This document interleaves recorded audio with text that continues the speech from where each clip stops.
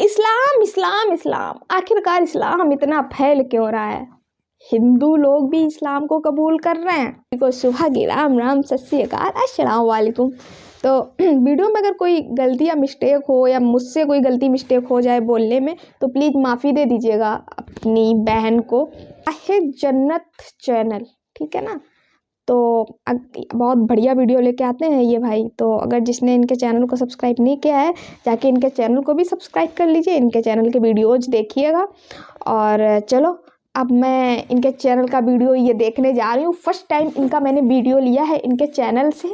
और स्टार्ट बिस्मिल्लाहिर्रहमानिर्रहीम। अस्सलाम वालेकुम दोस्तों, उम्मीद है आप सब खैरियत से होंगे। अल्लाह आप सबको ऐसे ही खुश रखे।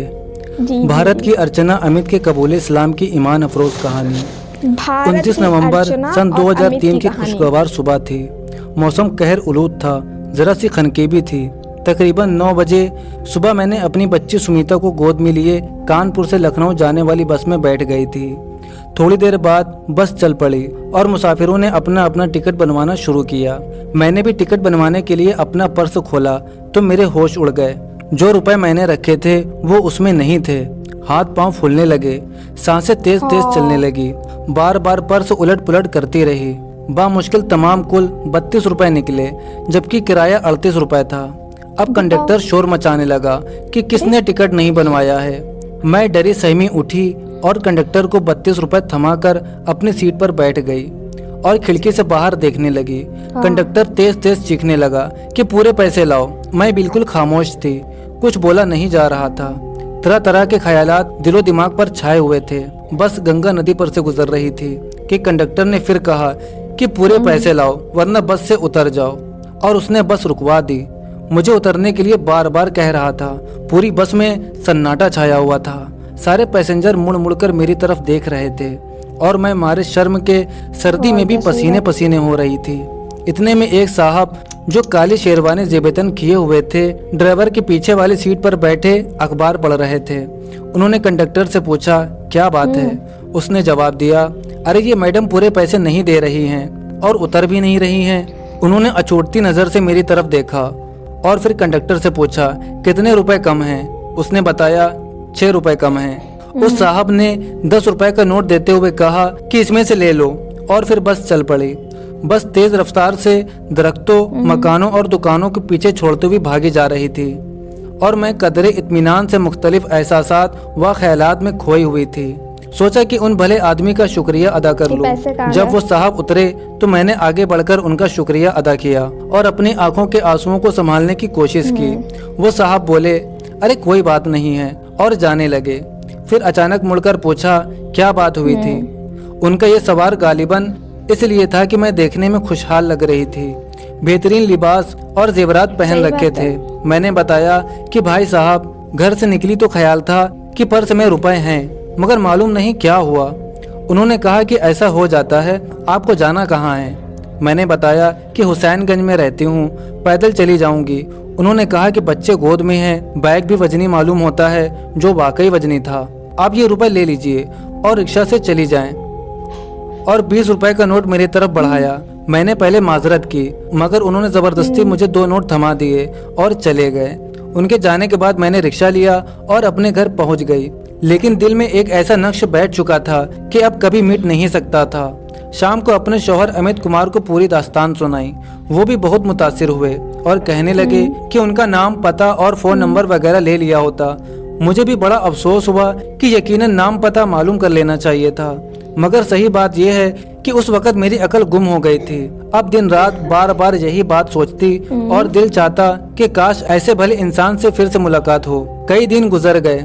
मैं और मेरे शौहर अक्सर तज़किरा करते और याद करते। राह चलते नजरें उन्हें तलाश करती। बहुत से ऐसे अफराद जब शेरवानी, टोपी और दाढ़ी में दिखाई देते तो अमित कहते, इनमें से पहचानो, मगर अब वो कहाँ मिलते।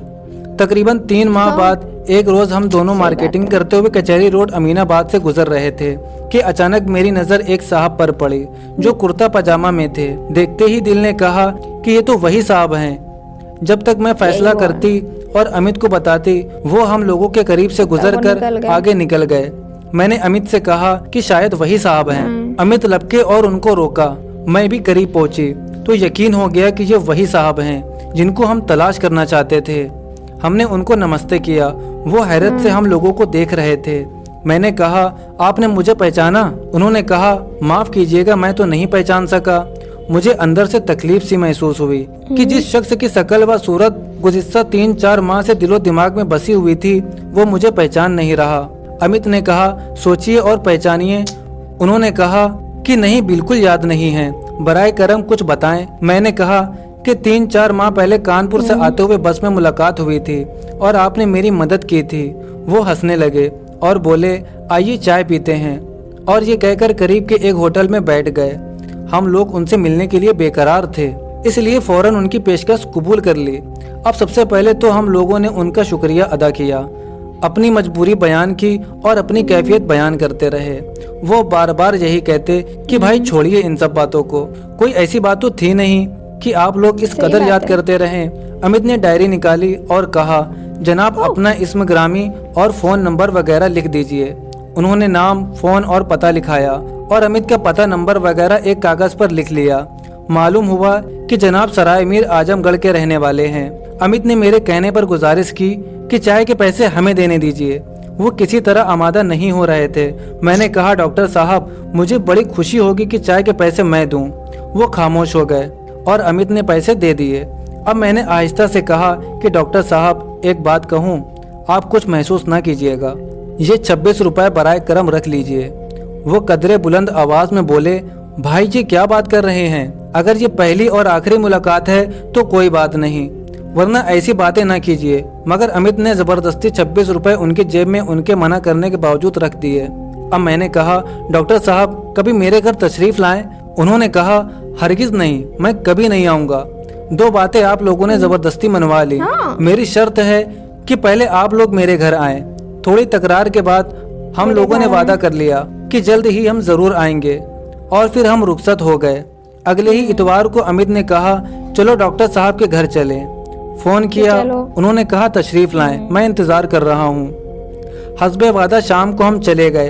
यकीन कीजिए, जिंदगी में पहली बार ऐसा महसूस हो रहा था कि मेरा कोई भाई है और मैं अपने भाई के घर जा रही हूँ। मेरा कोई हकीकी भाई या बहन नहीं है। माँ बाप का भी काफी पहले इंतकाल हो चुका था।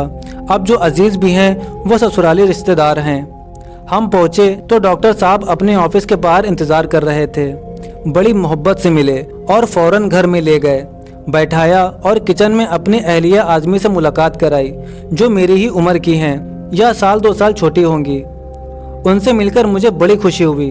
बड़ी हंसमुख, मिलनसार और सलीकेमंद हैं। जियाफत का अच्छा खासा एहतमाम किया था। चाय के दौरान में ही मैंने कहा, डॉक्टर साहब अगर आप इजाज़त दें और कोई हर्ज ना हो तो रोटी मैं पका दूं, इसलिए कि बच्चा रो रहा है और भाभी परेशान है। उन्होंने कहा, भाभी से पूछ लो, आप अपने ही घर में हैं। उनकी इस बात से मुझे हद दर्जा खुशी हुई। मैंने बहुत कहा कि खाना पकाने में मदद करूं, मगर भाभी ने कहा, अभी नहीं, जब दोबारा आइएगा तो खाना पकाइएगा।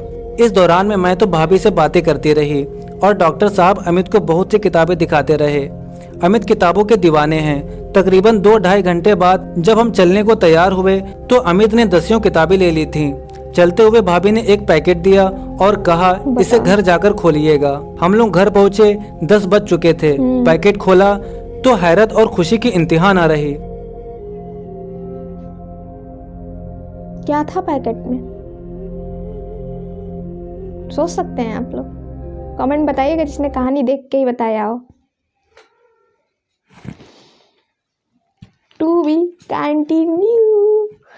तो पैकेट में क्या होगा भाइयों, बताइएगा। क्या आप लोग सोच सकते हैं? तो ये होता है प्यार मेरे भाई, है ना। ये होता है प्यार, इंसान का इंसान के प्रति प्यार, है ना। तो देखिएगा, प्यार एक वो चीज़ है जो कि किसी को भी मजबूर कर देती है, वो चीज़ है। अब बताओ, वो उन्हें इतना ज़्यादा अच्छा लगा कि उन्हें उनके व्यवहार से इतना अच्छा लगा कि वो उनके घर तक पहुंच गई। सही कह रहे हैं ना। तो ऐसे व्यवहार होता है, यही व्यवहार होता है। इंसान इंसान के प्रति व्यवहार ना रखे, प्रेम व्यवहार ना रखे तो ज़िंदगी का चलना मुश्किल हो जाता है। ज़िंदगी ऐसे ही नहीं चलती, ज़िंदगी ऐसे ही चलती है एक दूसरे का हाथ पकड़ के, है ना। फिर वो किसी भी मजहब से हो। अब देखिएगा ना, तो उन्होंने जब उनका सहारा बने वो भाई, तो उन्होंने बिल्कुल भी नहीं देखा कि ये किस मजहब से हैं, कहाँ से हैं, किस धर्म से हैं, लेकिन उन्होंने उनका साथ दिया। इससे उनको ये एहसास हुआ कि दुनिया में कितने अच्छे लोग हैं।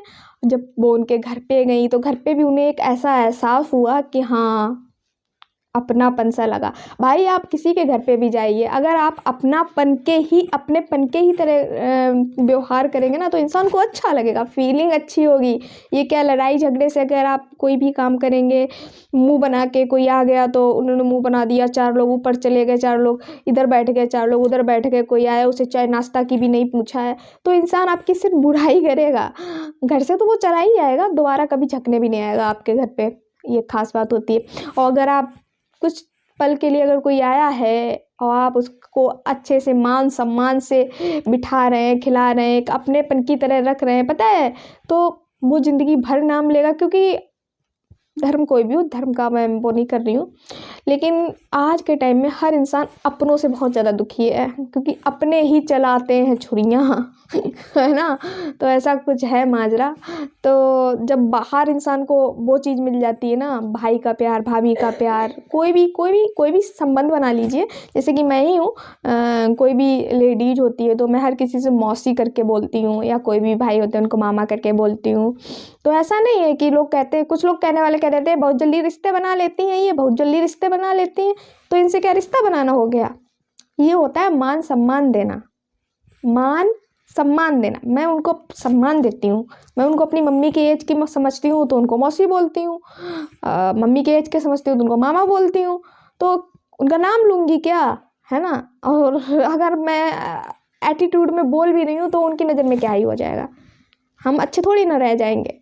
तो ये होता है, ये सोच, इंसान अपनी सोच और नज़रिया नहीं बदलता है, और जिन्होंने अपनी सोच और नज़रिया को बदल दिया वो खुश हैं, मस्त हैं। तो ये है। चलो आज का वीडियो बताइएगा आपको कैसा लगा। अगर वीडियो अच्छा लगा हो तो वीडियो को लाइक करके ही जाइएगा, और हाँ, ऐसा नहीं जाइएगा बिल्कुल भी। चैनल पे अगर नए हैं तो चैनल को सब्सक्राइब कर दीजिएगा। देखिएगा ये बहुत बड़ी नाइंसाफ़ी है आपकी बहन के साथ में, बहुत लोग आगे निकल गए हैं, आपकी बहन बहुत पीछे है। तो प्लीज़ चैनल को सब्सक्राइब करिएगा, फटाफट वीडियो को शेयर करिएगा। मिलती हूँ मैं किसी नेक्स्ट वीडियो में, तब तक के लिए अपना ध्यान रखिए। अल्लाह हाफिज़।